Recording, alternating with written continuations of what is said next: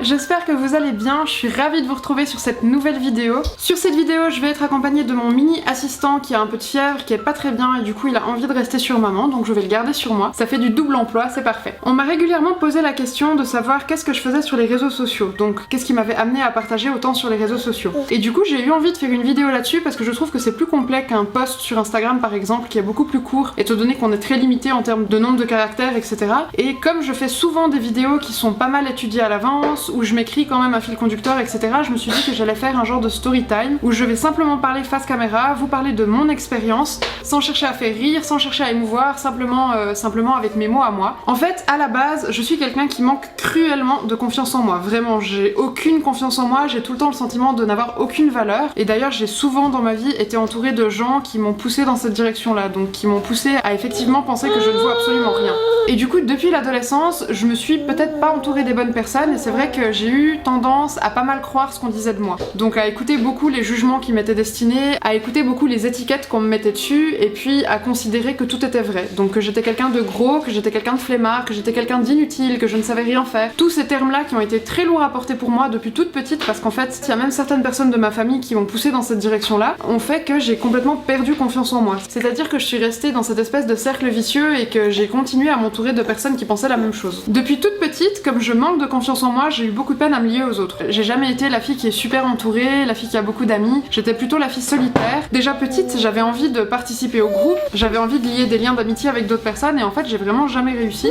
Je pense que j'avais de la peine à mettre des mots sur ce que je ressentais, que j'avais de la peine à écouter aussi ce que je ressentais et du coup je me suis sentie toujours très en décalage avec les autres. Même au niveau du style d'ailleurs, j'ai souvent eu un style qui était en complète inadéquation avec les autres. Et en fait, force est d'admettre que je crois pas que c'était un style qui me correspondait, comme actuellement quand je suis extravagante, c'est pas forcément un style qui me correspond, mais c'est un style qui permettait de me cacher. Ça me permettait de me créer une bulle de protection et de me sentir rassurée. À l'âge d'environ 12-13 ans, j'ai commencé à me passionner pour la photographie. Donc vraiment une passion totalement dévorante, j'ai commencé à faire de la photo, j'ai travaillé avec des photographes en tant que stagiaire, j'ai découvert le studio. C'était vraiment une époque de ma vie où j'ai été très passionnée là autour. Si on va chercher plus loin, on peut potentiellement se dire que c'était peut-être pour me rapprocher de mon papa qui est caméraman et avec lequel on n'a pas des liens qui sont hyper serré, mais c'est vrai que autant ma grande sœur que moi, on s'est dirigé vers la photographie parce que c'est un métier de l'image et que mon père est caméraman, donc du coup je sais pas si c'est un lien ou pas, mais enfin voilà. Du coup je me passionnais pour la photographie et en fait mon sujet principal, donc mon sujet de prédilection, c'était les femmes. Pouvoir parcourir les âges de la femme et puis la montrer sous toutes ses formes, sous tous ses boucliers, sous tous ses masques, sous tous ses filtres, donc retirer tout ça et vraiment pouvoir photographier cette femme, la femme unique qui est à l'intérieur de chacune d'entre nous, qui est toujours cachée sous un caractère, qui est cachée sous des émotions, qui est cachée sous des faux semblants. Je suis la première à faire ça et à pas oser me montrer telle que je suis, c'est-à-dire vraiment nue mais au niveau de mon âme. Et du coup, je crois que la photographie c'était une façon pour moi de m'évader et puis de me permettre de faire avec d'autres femmes le travail que je n'arrivais pas à faire moi-même. Donc vraiment de pouvoir permettre à d'autres femmes de se voir telles que moi je les voyais, donc avec un regard extérieur qui n'est pas un regard jugeant, qui n'est pas un regard malhonnête, qui n'est pas un regard irrespectueux, vraiment avec un regard neutre d'une femme à une femme. Et du coup, c'est vrai que cette sensibilité-là, c'est quelque chose qui m'a tirée vraiment tout au long de ma vie jusqu'à maintenant. Et du coup, quand j'ai eu 16 ans, je suis partie en école de photographie. J'ai fait 4 ans dans une école de photographie où j'ai appris beaucoup de choses, mais où j'ai eu le sentiment que la technique était mise pas mal en avant, mais qu'on n'était pas suffisamment encadré pour pouvoir contrôler cette technique-là. Et du coup, en même temps que mes études, j'ai travaillé avec un photographe qui a partagé son studio avec moi, qui a partagé ses connaissances avec moi, qui avait cette même sensibilité du corps de la femme que moi. Donc c'est vrai que j'étais très attirée par les nus artistiques, c'est quelque chose que je trouvais magnifique. Peut-être de nouveau parce que c'est une nudité que je n'acceptais pas chez moi, mais c'est vrai que du coup, pour moi, aider les femmes à accepter leur image, c'était quelque chose de génial et j'avais le sentiment de trouver ma place là-dedans. Quand j'étais en dernière année dans mon école de photographie, je suis tombée enceinte de Willow et du coup j'ai complètement arrêté mes études pour me consacrer à cette grossesse dès le début. Je pense aussi que c'était une façon pour moi d'abandonner ces études qui ne me plaisaient pas, parce que autant la photographie c'est quelque chose qui encore maintenant fait entièrement partie de ma vie, autant cette école-là, j'ai pas trouvé qu'elle correspondait à ce que je recherchais. Elle répondait pas aux critères dont j'avais besoin et puis je me sentais vraiment pas suffisamment encadrée. Donc j'ai continué à travailler de mon côté avec des femmes, avec des mariages, enfin voilà, j'ai fait toute une gamme de travaux qui étaient pas forcément des choses auxquelles je croyais. Par exemple, les photos de mariage, c'est pas quelque chose que j'aime particulièrement faire, mais c'est vrai que c'est quelque chose qui est alimentaire et ça me permettait aussi de toujours conserver un pied là-dedans malgré le fait que j'étais enceinte et que je savais que le rôle de maman allait me prendre beaucoup d'énergie et de temps. Et en fait, ce qui s'est passé, c'est que au moment où je suis tombée enceinte de Willow, je me suis expatriée dans un tout petit village où il y a environ 150 habitants en Suisse, un village de montagne. Et en fait, mon souci, c'est que là-bas, j'avais aucune amie. Donc je me suis fait avec le temps une amie amie qui était une voisine avec laquelle on a partagé pas mal de choses parce qu'en fait on était pas mal seuls. Mais en dehors de ça, j'étais vraiment très peu entourée, comme depuis toujours. Mais en fait, j'avais besoin à ce moment-là d'être entourée. Je me sentais pas entourée au niveau de ma vie privée. Je manquais cruellement de contacts, je manquais cruellement de gens qui soient là pour m'entourer, pour me dire mais tu fais bien, bravo, t'es une super maman, t'es une femme intéressante. Et j'avais pas ça autour de moi, j'avais que des critiques continuellement. Et du coup, c'est vrai que pour moi, c'était très difficile d'avoir une image positive de moi-même. Du coup, j'ai été pas mal active à ce moment-là, en particulier sur Facebook. C'était pas spécialement dans le but de me faire connaître, d'ailleurs ça a jamais été particulièrement mon but, mais c'était plus dans le sens où j'avais besoin de créer des contacts avec d'autres mamans, j'avais besoin de voir que d'autres mamans fonctionnaient comme moi, que j'étais dans le juste par rapport à ma façon de faire les choses, et j'avais besoin d'être entourée, vraiment un besoin cruel d'être entourée. J'ai réalisé qu'il y avait des groupes autour du portage des bébés, autour de l'allaitement des bébés, et en fait c'est quelque chose qui m'a pris au trip. En fait, je me suis liée de passion avec mon rôle de maman, je me suis vraiment perdue dans ce rôle-là, dans le sens où j'avais besoin d'être tenue par quelque chose, où justement j'avais ce côté où je me sentais très seule, je me sentais complètement désarmée, démunie, j'avais personne vers qui me tourner, et du coup je me suis lancée corps et âme dans mon rôle de maman, qui m'a pris vraiment tout mon temps, toute mon énergie, tout mon amour. J'étais mère à 300%, et en fait à ce moment-là j'ai réalisé que mon métier de photographe évoluait avec ma propre vie. C'est-à-dire qu'à la base je faisais pas mal de photos de jeunes femmes, donc de femmes qui avaient pas forcément vécu la maternité, qui avaient pas forcément ce corps qui a changé avec la maternité, avec les vergetures, etc. Et en fait à partir du moment où je suis devenue maman et où j'ai réalisé que mon propre corps était en totale inadéquation avec ce que j'avais envie de voir de lui, j'ai décidé que j'allais tourner mon regard de photographe plutôt vers des mères qui avaient besoin de retrouver confiance en elles après avoir vécu une grossesse. Et en fait j'ai remarqué jusqu'à maintenant que mon métier de photographe m'a vraiment suivi et il a vraiment évolué avec l'image que j'avais de moi-même. Ce qui est assez important je trouve, parce que du coup ça me permet d'avoir un regard vraiment intéressant sur les femmes que je rencontre. Du coup j'ai continué mon petit bout de chemin en tant que photographe, en tant que femme, en tant que mère, et c'est vrai que j'avais beaucoup de peine à me reconnecter à moi-même, à me retrouver, enfin c'était une période qui était assez compliquée dans ma vie, et du coup j'ai commencé à écrire de plus en plus sur Facebook. Donc c'était sur des groupes privés ou alors parfois en statut, je mettais des petits bouts de texte que j'avais écrits parce que j'ai toujours eu énormément de plaisir à écrire. D'ailleurs l'écriture c'est aussi quelque chose qui fait partie pleinement de ma vie depuis adolescente. J'ai toujours adoré écrire, j'avais toujours rêvé d'écrire un livre, etc. Et en fait je l'avais jamais fait. Mais du coup c'est vrai que sur Facebook j'avais le courage d'écrire peut-être une partie de qui j'étais. Donc il y avait beaucoup de filtres, il y avait beaucoup de masques, de faux semblants, parce que souvent je vendais un bonheur qui n'existait pas chez moi à ce moment-là. J'avais beaucoup de plaisir à manier les mots, j'avais beaucoup de plaisir à utiliser les mots entre eux pour en faire quelque chose qui soit à mon sens poétique sans pour autant être des rimes ou quelque chose de standardisé. À un moment donné, j'ai réalisé que je pouvais accompagner mes textes de photos. Et comme c'était des textes qui étaient très personnels, je me voyais pas utiliser les photos d'autres femmes que j'avais réalisées au cours de ma vie. Je me suis dit,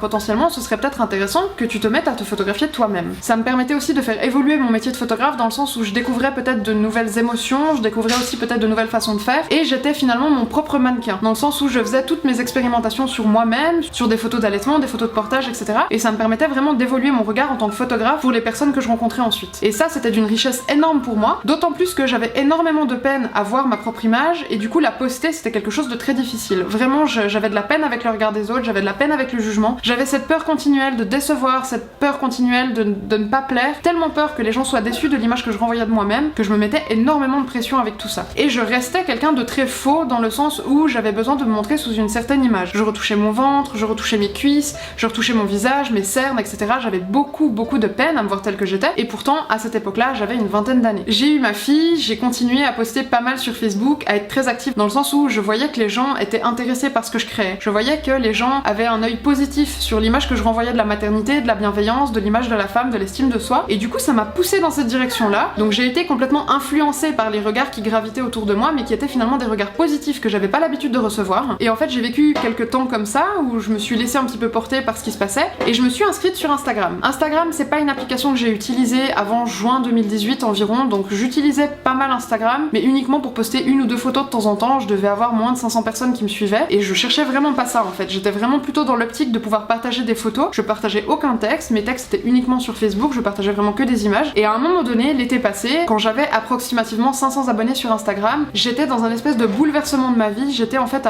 je pense à l'apothéose de ma vie, dans le sens où ma vie avait été une continuelle évolution ces 2 dernières années. J'ai vécu énormément de bouleversements, et du coup en juin 2018 ça a été l'espèce d'apothéose où Nao avait 3 mois, on allait faire nos premières vacances en famille ensemble, et en fait mon regard sur le monde, mon regard sur moi-même a complètement changé à ce moment-là. Parce que j'étais entourée de gens bienveillants, parce que j'étais entourée de gens qui voyaient de la valeur chez moi, et que ça me permettait en fait à moi-même de réaliser que j'avais de la valeur et que j'avais le droit d'en avoir. J'ai écrit un texte sur Instagram, je sais même plus de quoi il parlait d'ailleurs, mais j'ai écrit un texte, un tout petit texte, et en fait il y a eu énormément de réactions. Et c'est à ce moment-là que j'ai compris que je pouvais accompagner mes photos sur Instagram de texte, que Instagram c'était pas uniquement un endroit où on poste des images, que c'était un endroit où on poste du visuel, où on peut poster de l'esprit, et du coup, sans vraiment connaître le système, sans être en contact avec des gens qui étaient sur Instagram, enfin voilà, il y avait quelques comptes que je suivais comme Syndrome Neurone Unique, donc il y avait quelques comptes comme ça que j'aimais beaucoup et puis que je suivais avec délectation, mais en fait moi j'avais pas du tout la prétention de vouloir faire pareil, donc j'avais pas la prétention de vouloir avoir un suivi sur Instagram, de vouloir être suivi sur Instagram, c'était pas mon but, et moi ce que je cherchais c'était surtout à partager ma vision de la vie, ma vision de la maternité, ma vision de la femme, et peut-être pourquoi pas à pouvoir échanger avec d'autres personnes, parce que je constatais qu'il y avait des gens qui venaient que je ne connaissais absolument pas. Et en fait à partir de ce moment-là, j'ai eu 1000 nouveaux abonnés chaque mois, jusqu'à maintenant, donc là actuellement je suis à plus de 12 000,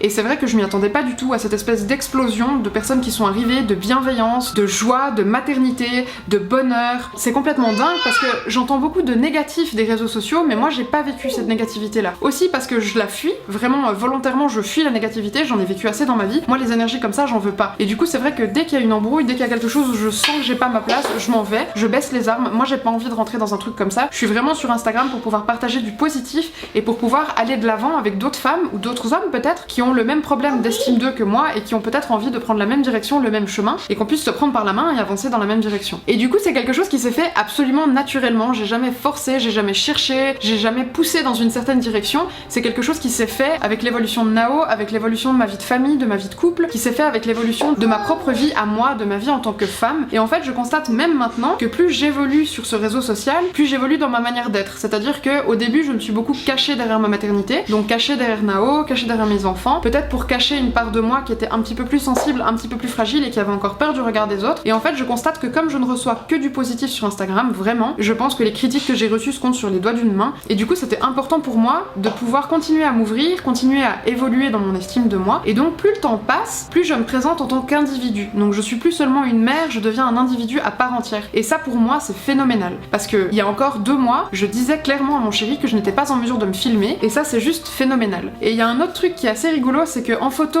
j'ai eu beaucoup de peine à me lancer, mais j'ai fini par le faire, donc j'ai fini par me prendre en photo et par oser me prendre en photo. Ça m'a poussée à prendre soin de moi autrement, donc pas pour les autres, mais pour moi-même. J'ai réalisé que j'avais le droit d'être féminine, que j'avais le droit de me maquiller, que j'avais le droit de ne pas m'épiler ou de m'épiler, que mes choix étaient propres qu'à moi-même, et la personne avec qui je suis n'est pas là pour me juger. Donc mon chéri n'est pas là pour juger mes choix, il est là pour m'accompagner sur ma route comme moi je l'accompagne sur sa route, et ça je trouve ça génial, et c'est quelque chose que j'ai appris assez récemment. Vraiment pour moi c'était pas quelque chose qui était possible. Pour moi tout ce qu'on fait c'est pour le regard des autres, tout ce qu'on fait sur nous c'est vraiment pour le regard des autres, parce que l'habit fait le moine, et en fait je réalise que pas du tout qu'on peut, et en fait j'ai constaté que la personne qu'on est, elle peut être complètement différenciable de la personne qu'on montre à l'extérieur. Et à un moment donné, il y a environ 6 mois, mon chéri il m'a dit mais tu devrais commencer à publier sur YouTube, tu verras YouTube c'est intéressant. Et en fait il m'en a parlé beaucoup parce que lui il connaît assez bien, malgré le fait qu'il ait absolument pas de compte sur les réseaux sociaux et que ça ne l'intéresse pas du tout, il est assez actif quand même sur YouTube. Je me suis penchée sur la question et en fait j'ai réalisé que c'était pas possible pour moi. Vraiment c'était pas m'exposer en vidéo, c'était pas possible pour la simple et bonne raison que je ne peux pas contrôler ce que je vais dire. Donc je peux pas contrôler l'image que je renvoie, j'ai pas le même retour caméra que quand je fais des photos, je peux tout d'un coup me tromper dans ce que je dis, je peux... Enfin voilà, j'ai l'impression que ça prête en fait beaucoup plus au jugement, et j'ai aussi le sentiment que parler face à une caméra c'est quelque chose qui n'est pas fait pour moi, dans le sens où c'est une façon d'être imbu de soi-même, d'être égocentrique, d'être égoïste. J'aimais pas du tout ce regard-là et j'avais pas envie de faire ça. Et en fait j'ai commencé par faire des vidéos où je parlais pas face caméra, où je filmais ce qui était autour de moi,